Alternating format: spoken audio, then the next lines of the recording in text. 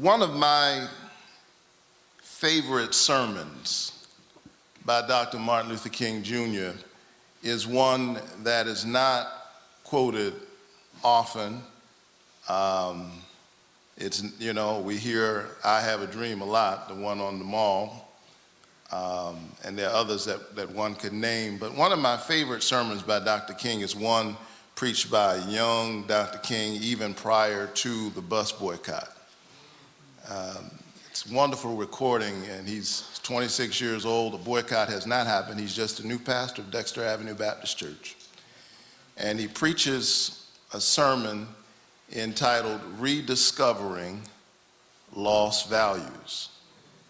And it is based on the pericope in Luke that comes after the Advent story. Jesus is 12 years old, and his parents, Mary and Joseph, are making their way to Jerusalem, and they realize after some time that they have left Jesus behind. And the text says, and Dr. King emphasizes, that they had gone a full day's journey before they realized that they had left behind some very precious cargo. The good news is that they realized that they had left Jesus and that they had sense enough to turn around and do something about it.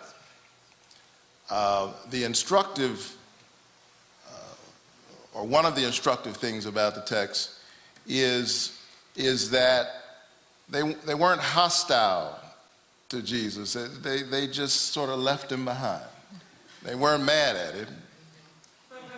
It wasn't intentional. They just left him. And Dr. King makes the point that very often we have values, and it's not that we're all of a sudden hostile to these values.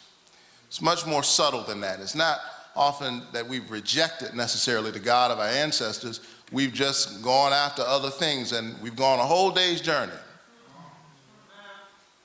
And then we realize that we've left something very precious behind. I think about that because the black church is that precious treasure in our community at its best.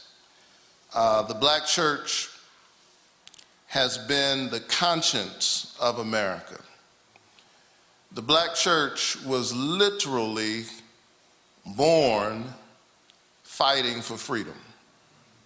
I don't know if you've ever thought, the only reason there's any such thing, and some people get mad when you say the black church, as if you mean something exclusive.